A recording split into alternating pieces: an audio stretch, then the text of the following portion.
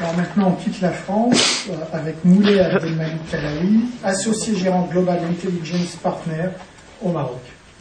Merci. Permettez-moi d'abord de remercier le CED et le président Gentilly pour son invitation. Alors j'avais préparé une intervention qui m'aurait fâché avec personne dans la salle. Et finalement, je ne vais pas la faire parce que j'ai vu qu'on était entre amis, donc je me dois de vous dire un petit peu la perception du Maroc dans l'île francophone. Puisque jusqu'à récemment, j'ai piloté une partie du dispositif national d'intelligence économique au Maroc, et que maintenant, étant dans le secteur privé, j'ai plus de liberté pour pouvoir le faire. Alors oui, l'influence francophone dans la guerre économique mondiale est en baisse. Elle diminue. Je crois qu'on est tous d'accord là-dessus. Mais elle diminue surtout parce qu'on ne joue pas le même jeu que les autres. Les francophones, on joue, je ne sais pas si vous connaissez la belote, c'est un jeu qui se joue beaucoup au Maroc. On joue avec un système d'enchères. On joue quand on est sûr que notre enchère va l'emporter. Face à nous, on a les anglo-saxons qui jouent, comme vous le savez, au poker. Donc ils utilisent la force de la relance. On a les Chinois qui jouent au Go, donc les stratégistes, et qui trichent parfois aussi. Et puis, on a les pays BRIC, on a la Russie, qui est un cas particulier, parce que comme vous le savez, en 1990, 2700 officiers supérieurs du KGB vont se présenter aux élections, avec un taux de réussite de 85%, et dont l'apogée sera de porter à la tête de l'État russe un ancien colonel du KGB. Donc, une fois ce constat posé, le Maroc, depuis 5 ans, suite à un événement dramatique, a vraiment pris conscience de la nécessité de mettre en œuvre une politique nationale d'intelligence économique. En 2007, sur tous les contrats où il a été opposé à la France en Afrique subsaharienne, c'est le Maroc qui a gagné. Au Burkina Faso, on a gagné face à France Télécom. En Angola, on a gagné face à Veolia. Au Gabon, encore face à France Télécom. Et tout ça parce qu'il y a eu une démarche voulue des pouvoirs publics marocains de mettre en place une politique d'influence en Afrique subsaharienne et francophone et de pouvoir activer un certain nombre de réseaux dans ces pays.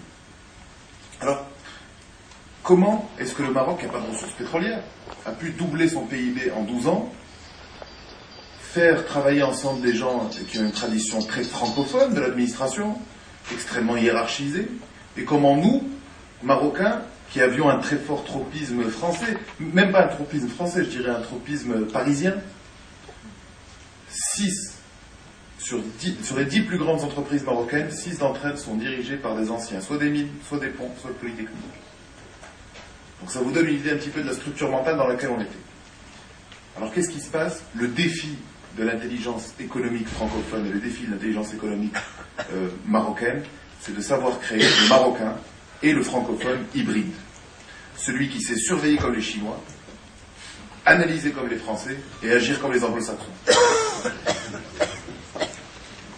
C'est ce qu'on essaye de faire au Maroc. C'est difficile, c'est très compliqué. On a face à nous une administration parfois difficile à convaincre.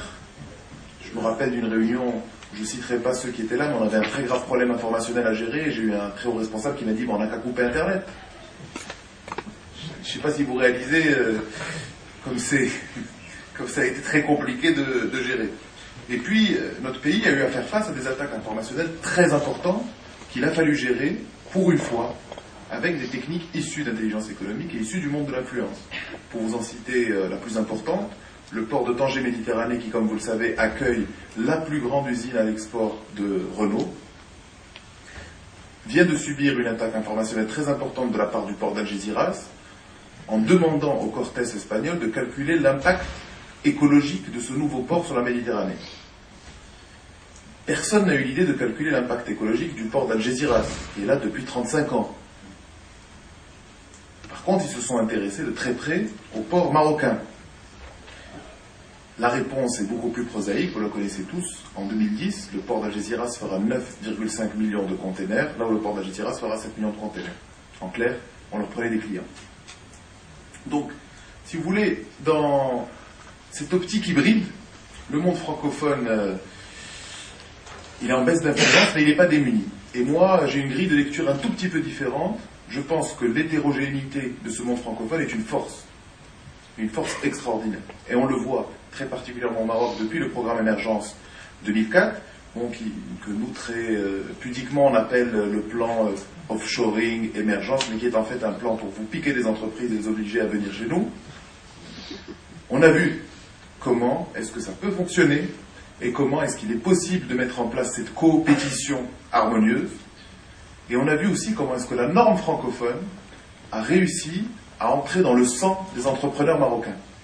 Parce que les sous-traitants de ces entreprises francophones qui sont venus au Maroc, ils ont dû se plier à la norme, ils ont dû se plier à un mode de fonctionnement différent, et c'est comme ça que la francophonie arrive à rayonner. Mais elle rayonne quand on crée de la valeur ajoutée. Si on crée la démocratie solidaire en développement durable, vous pouvez même l'inverser, c'est le titre d'énormément de conférences, ça ne change absolument rien au débat. Le plus important, c'est comment être agressif. Parce que, en 2005, le Royaume du Maroc a décidé de limiter très fortement les visas pour les Chinois qui désirent venir au Maroc. Alors vous allez me dire pourquoi. On a découvert au port de Casablanca 3 containers de babouches qui viennent du Guangdiang et qui voulaient nous vendre à 1,50$ la paire, là où elles se vendent à plus de 6$ quand elles sont faites par des artisans marocains. Et quand on est allé un peu plus loin, on s'est rendu compte que ça faisait 6 mois qu'ils envoyaient des gens qui étudiaient les fabriques traditionnelles marocaines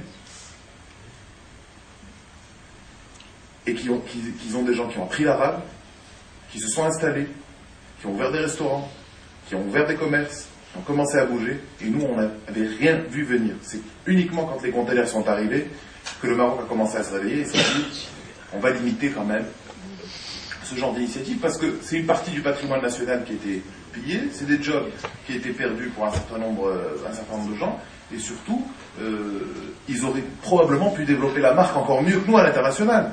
Et c'est ça qui nous aurait embêtés encore plus. Alors, sur ces valeurs communes, j'aimerais dire une chose très importante, c'est que le monde est à un tournant en ce moment, on le voit tous. Et puis, toutes ces valeurs que défendaient les francophones, maintenant, je crois qu'il y a un certain nombre de gens qui sont en train de se dire, finalement, l'éthique, la gouvernance, la transparence, l'homme dans l'entreprise, c'est quelque chose d'important. Et je pense que ce combat, il faut qu'on puisse le mener en sachant créer une structure qui fédère à la fois les pays francophones, mais qui puisse créer les interactions harmonieuses. Alors ça pourrait sembler vide, ça pourrait sembler vide de sens dit comme ça, mais ça a une réalité tout à fait concrète. Il faut que les entreprises francophones entre elles, elles puissent trouver un mécanisme pour pouvoir repérer les opportunités, placer les industries qui coûtent trop cher à faire dans les pays développés, et les placer dans les pays où la main-d'œuvre coûte moins cher, où il y a les téléopérateurs, où on peut avoir ça. Et puis, il faut compter sur ce formidable vecteur d'aplanissement des inégalités que sont les nouvelles technologies. On s'en rend compte maintenant. Quand vous donnez un contrat à traiter en France, vous allez avoir un jour des petites mains qui vont le traiter, qui vont traiter certains détails dans d'autres pays. Mais pour une raison très simple. C'est parce que c'est le seul moyen d'être compétitif. Ça se fait aujourd'hui chez les anglo-saxons, il faut que ça soit intensifié à l'intérieur de l'espace francophone. Donc je dirais, n'ayez pas peur. Venez au Maroc, plus particulièrement parce que l'environnement est particulièrement attractif, et deuxièmement parce que vous aurez des interlocuteurs qui comprennent les enjeux. Voilà, c'était le sens de ce que je voulais partager avec vous aujourd'hui. Merci.